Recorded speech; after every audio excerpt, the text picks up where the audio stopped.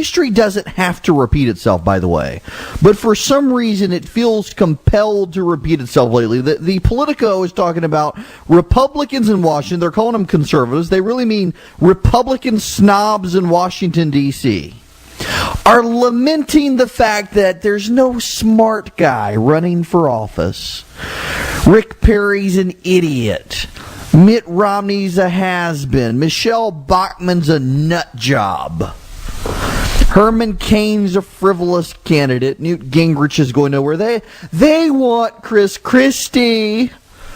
They want Paul Ryan, who's not going to do it. They want Mitch Daniels, who's not going to do it. They want a smart guy.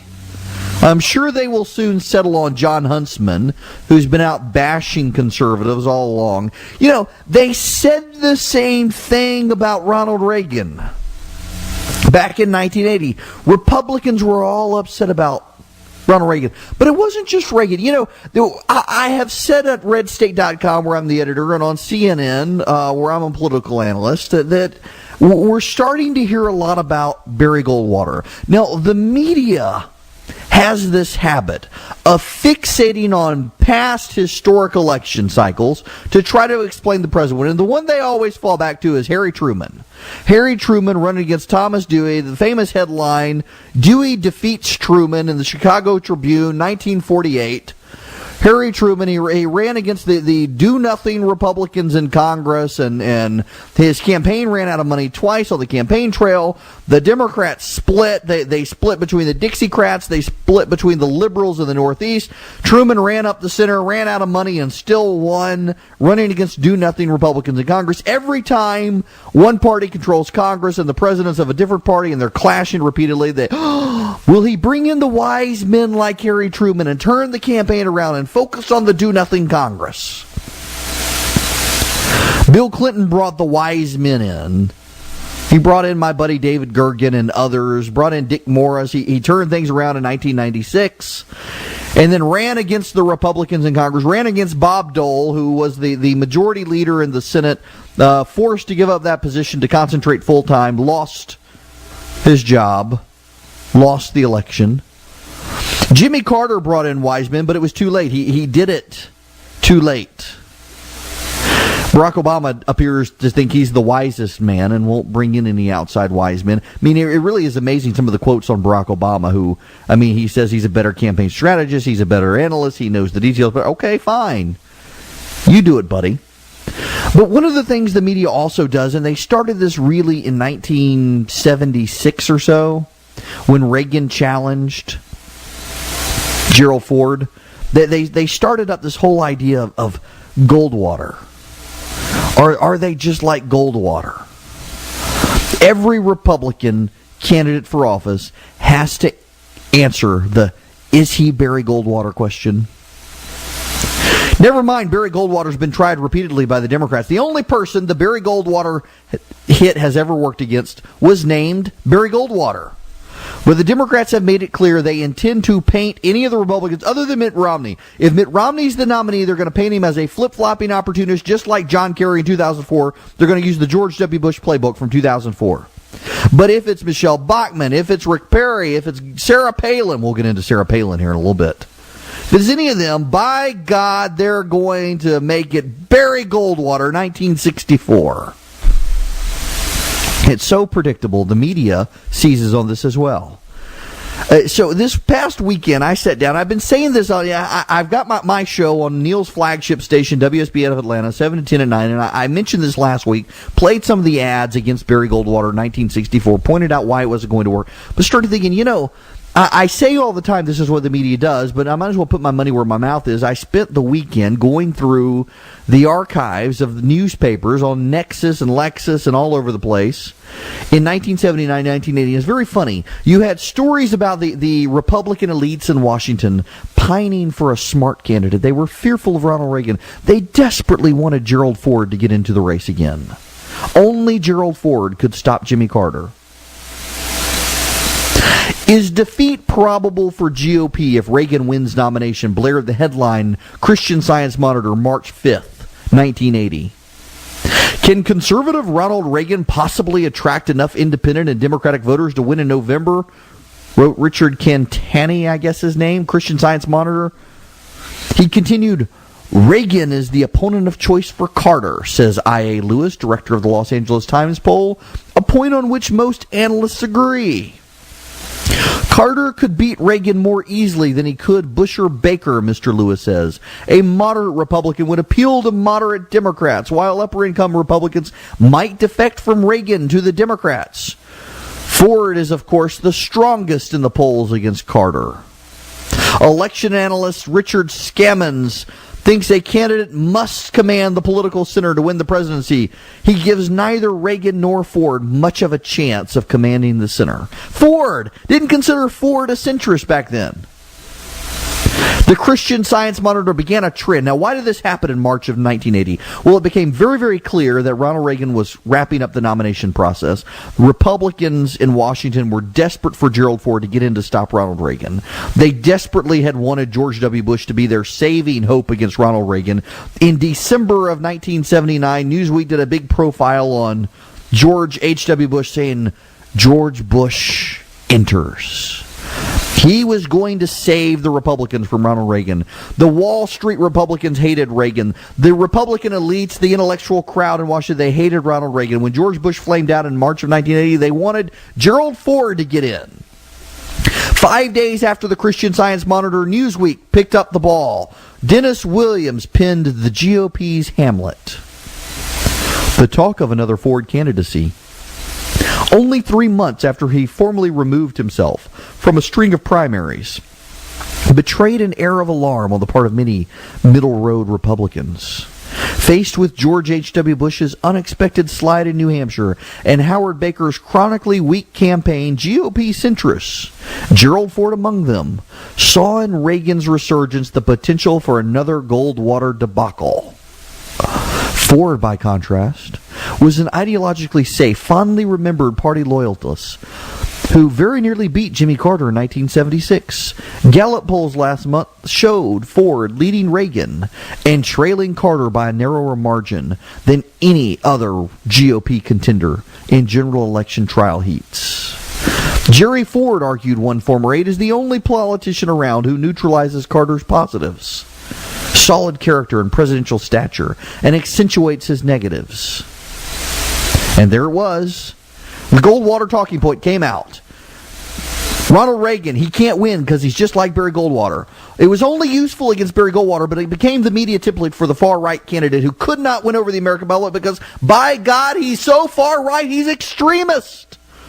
The moderate candidate was the most feared by the Democrats. Surely the GOP would not be suicidal enough to go with Ronald Reagan, building off the Goldwater talking point. George Esper, the Associated Press, wrote up a news conference of John Huntsman on March 21st. John Anderson, the John Huntsman of 1980. March 21st, 1980.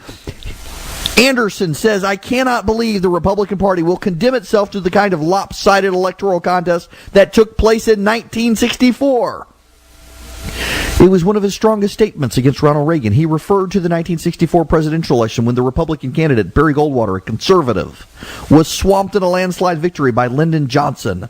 I am afraid the nomination of Mr. Reagan will only ensure the reelection of Mr. Carter, said John Anderson, a Republican moderate who eventually got so frustrated he ran third party. I can't wait for John Huntsman to go to the John Anderson route. On the same day as Anderson's press conference, the Canadian Globe and Mail, Lawrence Martin referred to Ronald Reagan as Ronald send in the Marines Reagan and wrote, his appeal to independence is at best limited. Now that was March of 1980 while Reagan was clinching the victory.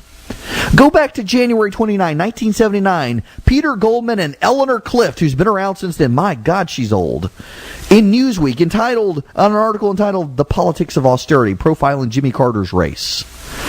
Says the Carter winner book bet for the Republican nomination is Ronald Reagan. They consider him beatable so long as Carter monopolizes the center. Just 80% of the people, says Jordan, and isolates Ronald Reagan on the outer right. June 23rd, 1979, Barry Sussman, The Washington Post, wrote, Reagan has not picked up substantial support from party activists who represent either strong moderates or small liberal elements of the party, the polls indicate. Many appear to be concerned about some of Reagan's followers, arch-conservative kooks, one poll respondent called them. And then in an echo of the criticisms about Rick Perry coming from conservatives in Texas and elsewhere, Newsweek kicked off October 1st, 1979 with The Leading Man by Tom Matthews. In the article, Matthews suggested one of Reagan's problems is surprisingly he's too moderate for even the whacked-out kooks on the right. But he's too far right for some. All of his positions have led to some grumbling among righter-than-thou Republicans that Reagan may be sacrificing ideological purity for his White House ambition, a charge he angrily denies, and the facts show he really is a radical right-wing Republican, just like Barry Goldwater. Oh, by the way, the Newsweek article, echoing something we're hearing now about Rick Perry and Republican donors, Ronald Reagan was in favor of the Chrysler bankruptcy instead of a bailout. It's a position many Republican donors on Wall Street are uncomfortable with, letting Chrysler go bankrupt instead of bailing them out. November 16th, 1979, Walter Mears for the Associated Press writes, last time, one of Reagan's problems was to dispel the suggestion he was too far right, too extreme a conservative for the nomination of the presidency. The Economist followed up a few days later, November 24th, 1979.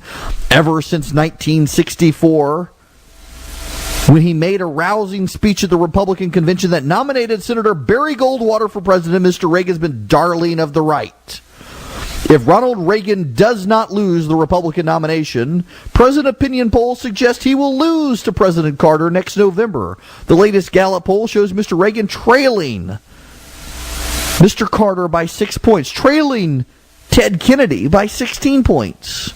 The Republican Party's minority status among registered voters puts Mr. Reagan at a disadvantage. But then, as typically the reporters do, even to the far-right guys, they give the wink-wink, nod-nod to the supposedly far-right voters, saying, you can't trust him either. Because Reagan practiced conventional, middle-of-the-road politics as governor of California, even though his political language had a hard right edge.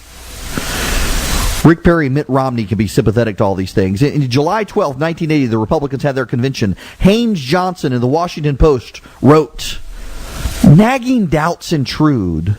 The Republicans love Reagan, all right, but they can't quite shake their worries about him. If delegates could speak directly to their candidate, they would say, don't blow it. Don't renounce your conservative principles. Just tone them down. Temper your ideology with pragmatism, he wrote.